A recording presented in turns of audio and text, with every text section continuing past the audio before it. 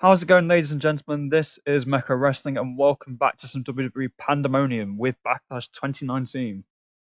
I've got quite a few matches on this show, so I'm just going to get started with the Cruiserweight title match. In about the had terrible pre-show stuff, when Mike Kanellis defeated Tony Nese in 13 minutes 38 via a pile driver, Mike Kanellis is now your Cruiserweight champion. When Mike and Maria are awkward, I'll need to remove that. Tony Nese got 27, Mike Kanellis got 37, so it's clear that I made the right choice in putting the belt on Mike Kanellis. I don't know what I'm doing with the cruiserweights, let's be honest. Like, I've had a title match, but I'm not sure if this is something I'll go forward with. But yeah, that's the first match sorted. Mike Kanellis is your new cruiserweight champion with a 32 E plus. Moving on to the next match of the evening. In a pre-show bout that had decent wrestling and not much heat, The Bar defeated Black and Ricochet when Cesaro defeated Aleister Black via a neutralizer. Aleister Black was the weak link, struggling to keep up with everyone else's in-ring performance. Aleister Black got 36, Ricochet got 57. Interesting. Sheamus got 53 and Cesaro got a 60. So even though Cesaro's been in the tag division, he's the one who's carrying the matches. And he's improved performance, so that's not too bad at all. Like, the tag team titles have been defended. I'm not, like, this is me being honest, I'm really bad when it comes to booking tag teams. So if there's any suggestions for teams in the comments, just let me know and I'll try and figure them out. Anyway, this match got 55 C minus, and this is the second and final match of the pre-show. And let's get into the main show. Let's do this. In about that decent wrestling but not much heat, Redragon defeated the Usos in 8 minutes when Bobby Fish defeated Jimmy Uso via pinfall with the Chasing the Dragon. Redragon makes number one defense of their Raw Tag Team titles. So, yeah, brilliant. I wanted to build the Undisputed Era up, so they need to be defending the belts against someone who is actually credible. And who knows, the Usos and the Undisputed Era might be fighting more over the next few months. When Kyle O'Reilly got 51, Bobby Fish got 45, Jey Uso and Jimmy got 56, and the match got 54. No improvements, but that's what it is. Is there any inconsistencies? Bobby Fish inconsistent, Bobby Fish physical ability, and Kyle O'Reilly getting penalized for chemistry and motivation, stuff like that. But there's not too many negatives, so that was a pretty solid segment. Moving on to this next match. Let's do this. In a decent match, Elias defeated Samoa Joe in 9 minutes 40 via a swinging neck breaker. And as a result of this, Elias is your new United States champion. When Elias seemed off his game, and Elias and Joe have good chemistry as well, so it boosted the match's rating, which is quite good because I was really worried these two would not have chemistry because the whole debacle with Adam Cole and Elias, so that's always good to know. Elias got 44, Samoa Joe got a 65, and WWE stands for We Want Elias, has advanced for this segment and gained heat. Won't see improvements, but I'm happy that Elias is the US champion. It means that I can, in the future, transition Joe to the Universal title picture. Like, I mean, to be fair, I could do it now, but I had my number one contendership match between Bray and Sammy booked for tonight, so Joe will be somewhere down the line, but not the next contender to Seth's title. Even if Seth keeps the title, of course, because Adam Cole could cause some issues. Moving on to this next segment. In a poor match, when Sonya Deville defeated Sasha Banks via submission, Sasha got 52, Sonya got 34, and Sonya was off her game. But Sasha was able to carry the match, which is good to know. Sonya has improved, not performance, in flying, getting a 46D. Sonya's getting penalized for inconsistency. I have noticed on this month, for whatever reason, Sonya's stats are utter shite. Like, I don't know if that's because of, like, the Who's mod, but it's a bit annoying when you want to push her, and it's just like, this is a bit bad. Because I think she's personally class in real life, so yeah, 46D. Let's go into this next match. In a decent match, Asuka defeated Charlotte Flair in 40 minutes via an Asuka lock, and as a result has made her first defense of the SmackDown Women's Championship.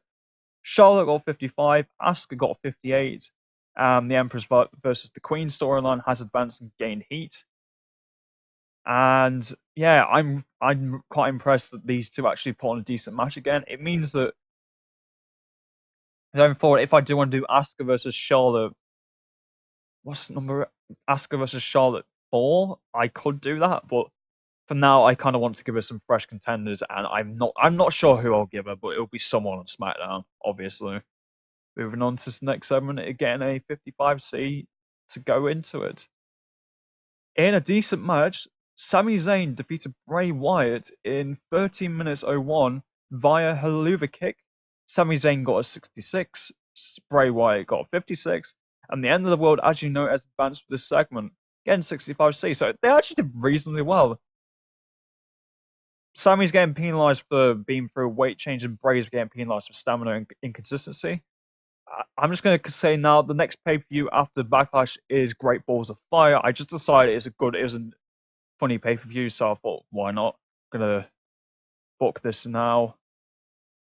No, actually, I'm gonna book it afterwards because we haven't decided we haven't figured out who the champion is yet, have we?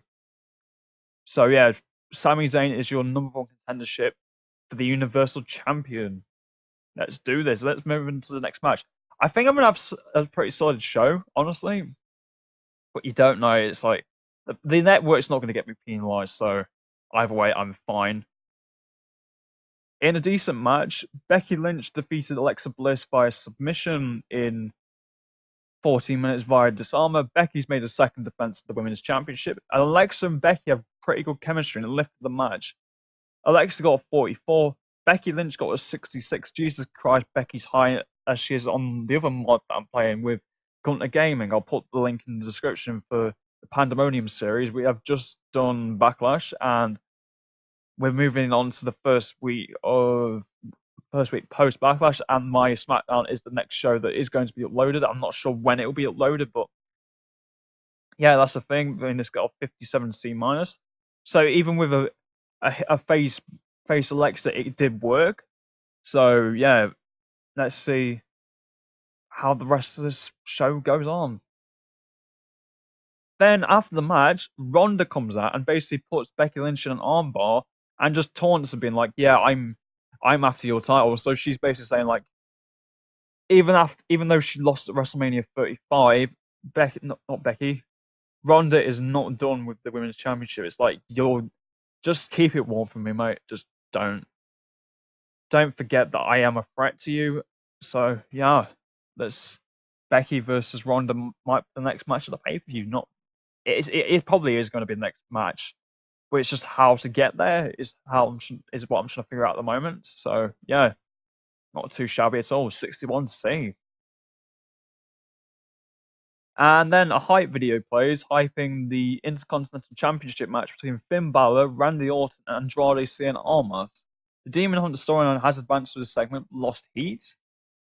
And yeah, I hope this match goes reasonably well, because I was kind of disappointed with how Randy did in his last match against Finn because of the chemistry. This is much better. In a decent match, Andrade defeated Finn and Randy in a tables match in 17 minutes 32 when Andrade put Finn through a table. Andrade is now your Intercontinental Champion. Finn got a 60, Randy Orton got a 71, and Andrade got a 60. So Finn and Andrade are on the same, or kind of like the same pecking order. So that's kind of promising. Randy getting to 71 is promising as well, because this shows what would have happened if Randy was fresh the first time, and Randy's improved performance. So Randy is a class guy to have. So yeah, the only negatives is inconsistency. Randy's got all positives, so that's good. Again, 68C plus, not too bad. Randy helped the match for a lot of reasons, and after that, Andrade wasn't done with noticing there was like a lot of tables around the ring, and just puts Randy for a table. Basically, even Finn and Randy just sat there in a heap, whilst Zelina and Andrade kind of just taunt the fact they are the new Intercontinental Championship holders. So yeah, 62C, not too bad. Then a video plays hyping the match between Kevin Owens and AJ Styles, which is deciding the number one contender for the WWE Championship.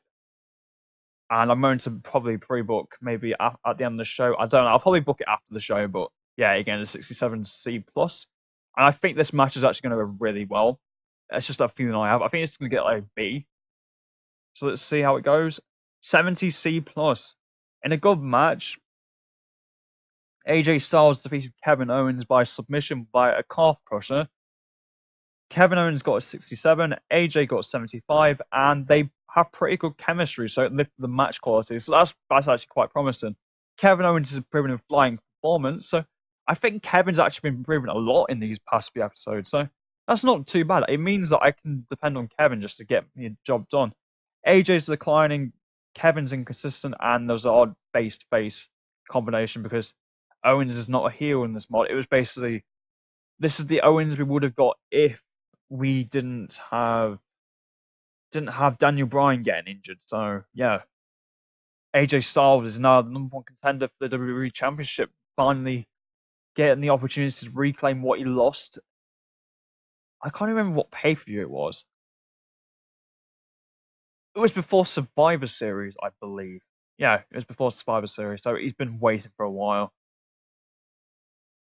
In a bout that had great heat and good wrestling, Rey Mysterio defeated The Miz via pinfall with a drop the dime. Rey Mysterio got a 74, Miz got a 61, and the Destroyer of Rey Mysterio has advanced and gained heat with this segment. So that's probably one of the better matches I've done on this save so far. So that's quite good. I mean, Rey's improving in performance. So it just shows if I decide to have a heel champion, I can depend on Rey to get the job done. Rey was holding back, Miz was holding back, so I think I need to get the speeches, because I think there's speeches you can do which basically make it so you can make your guys do the best they can do. But do you think the Miz are going to be happy with this result?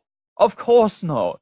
The Miz attacks Rey Mysterio and just beats him down after the match, just angry that Rey got such a fluky win against him. Miz and Maurice have good chemistry, and it got a 74 B minus. So besides Brock and what's his face, Brock and Braun, this has probably the most heat because of Rey and Miz just getting really good ratings in these past two segments. So I'm kind of happy about that. I feel like this could be a feud if Miz was heel in real life right now that they could actually go with, because Miz is a class heel act and Rey is the ultimate underdog. So not too bad. Let's get on to this next segment. Then you've got a video hyping the WWE Championship match between Drew McIntyre and Kofi Kingston. The Decimation of the New Day has advanced with this segment. I think this is going to get a 70. It should get a 70 because Drew and Kofi can put on really good matches, in my opinion. They proved it last pay-per-view, so I wouldn't be surprised to get a similar result here. 74B. Well done, lads.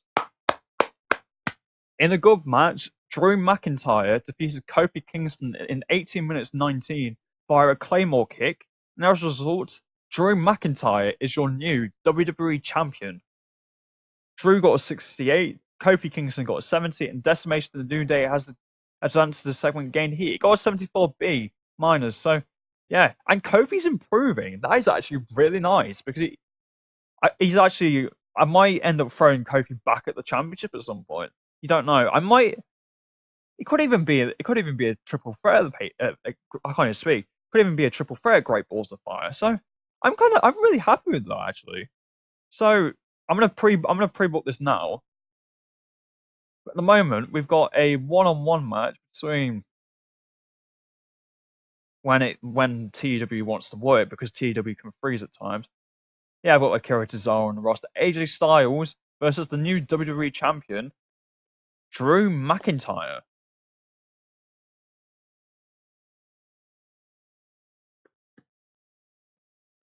Drew versus AJ.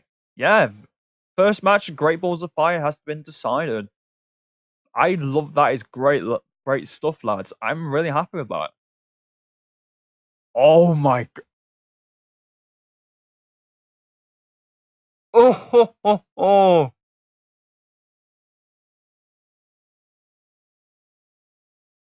Wow. Oh wow. I was not expecting that. Drew McIntyre is celebrating with the WWE Championship, just listening to the fans just boo how he's ended the Kofi Mania, and he got 86 B plus. Oh my god, that is actually amazing. I don't even know what that's on. I'm checking this angle afterwards because that is class. So it's done to a hot crowd, good momentum, and being a good gimmick. So it's literally a load of factors that might boost the segment. That is honestly class. And but oh my god, that's low. A video plays hyping Adam Cole versus Seth Rollins. Again, a 48D plus. So it's because Adam Cole's not over, but he's getting slightly more over. Not bad, lads. That is not bad at all.